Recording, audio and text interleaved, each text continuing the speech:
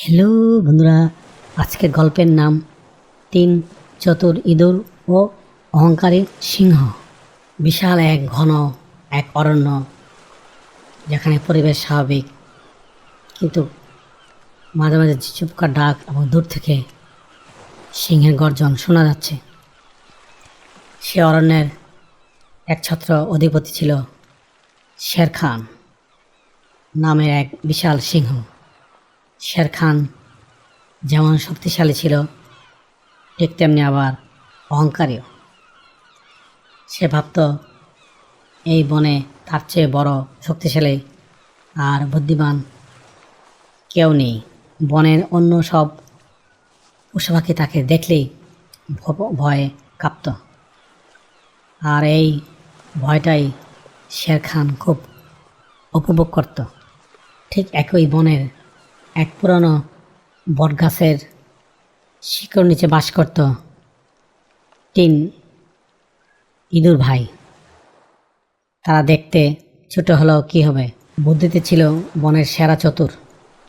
বড় ভাইয়ের নাম চিকু, সে ছিল দলের শান্ত স্বভাবের ও দলনেতা। মেজ ভাইয়ের নাম মিকু, সে ছিল ভীষণ চটপটে আর হিসাব নিকেশে উস্তাদ। ছোট ভাইয়ের নাম পিকু, সে ছিল একটু দুষ্ট আর চঞ্চল। একদিন দুপুরে শের খান এক বিশাল হরিণ শিকার করে পেট পুরে খেয়ে তার গুহার সামনে চমৎকার ঘুমে মগ্ন ছিল। তার নাক ডাকার শব্দে পুরো জঙ্গল কাঁপছিল। ঠিক তখনই তিন ভাই খাবার খুঁজতে খুঁজতে সিংহের গুহার কাছে চলে এলো। পিকু সিংহের বিশাল কেশর আর লেজ দেখে মিকুকে বলল, দেখ মিকু ভাই, বনের রাজা কেমন মরার মতো ঘুমাচ্ছে। আমরা যদি ওই লেজের উপর দিয়ে একটু লাফালাফি করে কেমন হয়?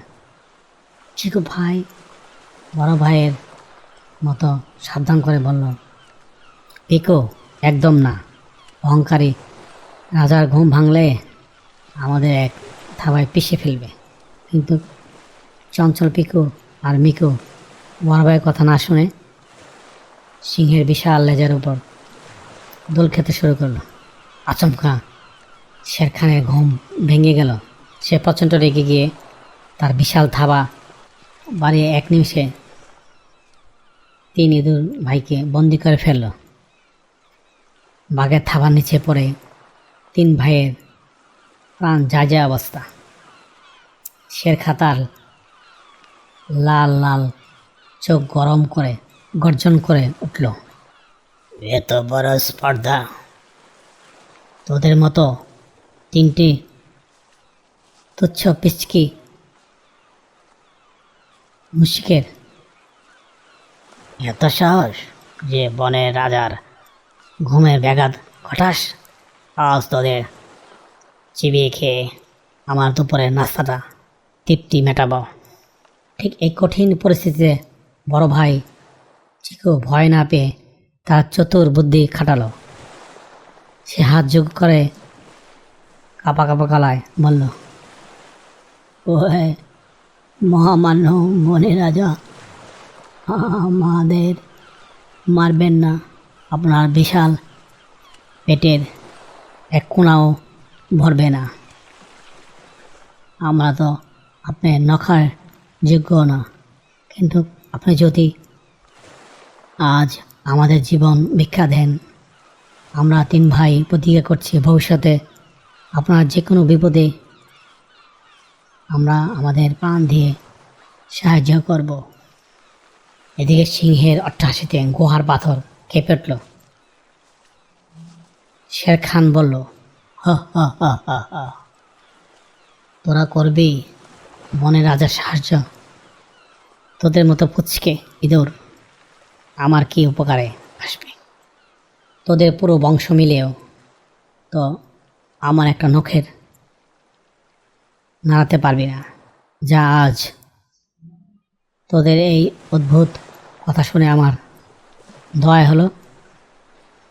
তোদেরকে ছেড়ে দিলাম, কিন্তু আর কখনো আমার চোখের সামনে আসবি না। তিন ভাই দ্রুত সিংহের থাবা থেকে গলে নিজেদের গর্তে পালিয়ে বাঁচল। শের খান আবার অহংকারে মাথা উঁচু করে ঘুমিয়ে পড়ল। এভাবে দেখতে দেখতে কয়েক সপ্তাহ কেটে গেল। একদিন জঙ্গল খোলার আগেই কয়েকজন নিষ্ঠুর শিকারী বনে প্রবেশ করল। তারা শের খানকে ধরার জন্য একটি অত্যন্ত মজবুত ও মোটা দড়ির জাল গাছের সাথে পেতে রাখল। দুপুর দিকে শের খান যখন তার চেনা পথ ধরে আসছিল, তখন অহংকারের বশে সে চারপাশের পরিবেশ লক্ষ্য করেনি। হঠাৎ এক পা বাড়াতেই সে শিকারীদের পাতায় সে বিশাল জালে আটকা পড়ল। শের খান জাল থেকে মুক্ত হওয়ার জন্য তার সমস্ত শক্তি কাটিয়ে টানাটানি করল। সে তার ধারালো নখ দিয়ে দড়ি ছেড়ার চেষ্টা করলো, কিন্তু শিকারীদের জাল ছিল বিশেষ ধরনের ও পাটের মিশ্রণে তৈরি। সিংহ যতই ছটফট করছিল, জালটি তার শরীরে ততই শক্ত হয়ে বসে যাচ্ছিল। উপায় না দেখে শের খান পুরো জঙ্গল কাঁপিয়ে আর্তনাদ করতে লাগলো, বাঁচাও বাঁচাও, কি আছে, আমাকে বাঁচাও, আমি এই বনের রাজা শের খান, বন্দী হয়েছি।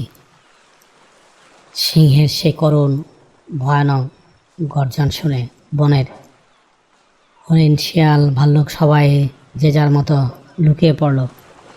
কেউ শিকারীদের ভয়ে সিংহের সাহায্যে এগিয়ে আসতে সাহস পেল না, কারণ সুসময় শের খান সবাইকে অত্যাচার করেছিল। তাই দুঃসময় এখন কেউ তার পাশে দাঁড়ালো না।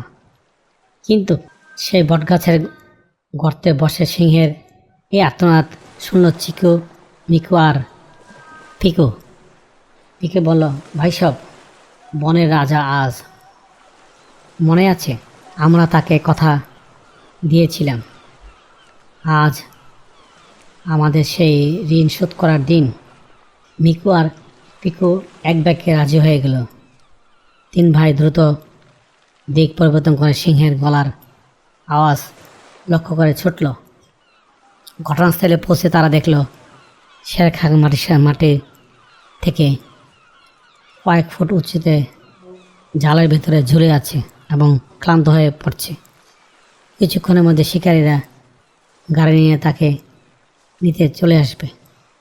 চিকু লাফিয়ে সিংহের কানের কাছে গিয়ে বলল, মহামান রাজা, ভয় পাবেন না, আমরা এসে গেছি, আপনি একদম নড়াচড়া করবেন না, নড়লে দড়ি আরও শক্ত হয়ে বাঁধবে।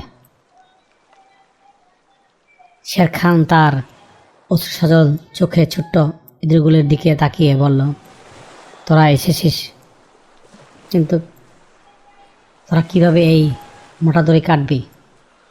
মিকু চটপটে গলায় বলল, মহারাজ, একতার শক্তি কাকে বলে এবার দেখুন। আমরা তিন ভাই তিন দিক থেকে জাল কাটতে শুরু করব। তিন ভাই তিন গুণ থেকে তাদের ধারালো ছোটো ছোটো দাঁত দিয়ে জালের প্রধান রশিগুলো কাটতে শুরু করলো। চিকু কাটলো ডান দিকের বাঁধন, মিকু কাটলো বাম দিকের মূল দড়ি, আর ছোট পিকু এবার উপরে ঝুলন্ত দড়িটি কাটতে লাগলো। সময় খুব কম ছিল, দ্রুত থেকে শিকারীদের গাড়ির আওয়াজ পাওয়া যাচ্ছিল।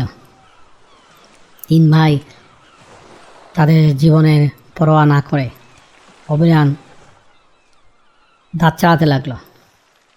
ঠিক শেষ মুহূর্তে যখন শিকারীদের গাড়িটি একদম কাছাকাছি চলে এসেছে, মিকু আর পিকু জালের শেষাস্ত গিটটি কেটে দিল।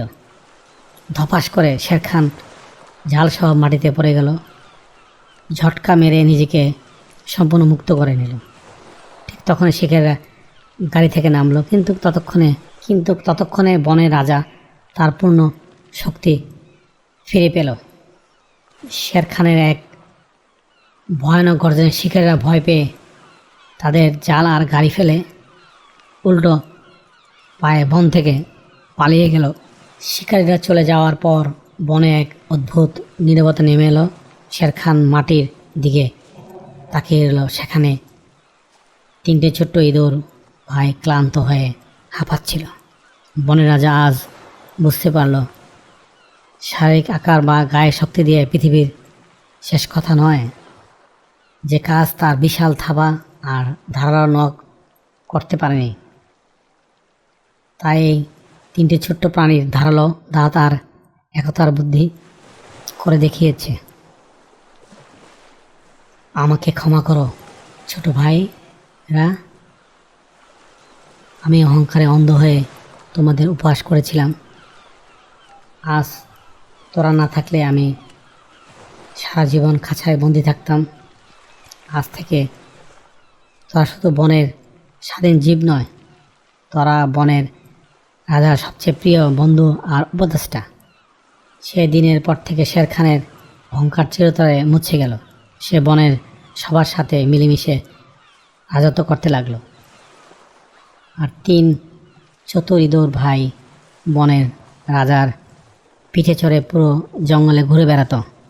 এই গল্পটি আমাদের শেখায় যে কাউকে কখনো তার বাহ্যিক আকার বা দুর্বলতা দেখে ছোট মনে করতে নেই। Thank you for watching. Please subscribe.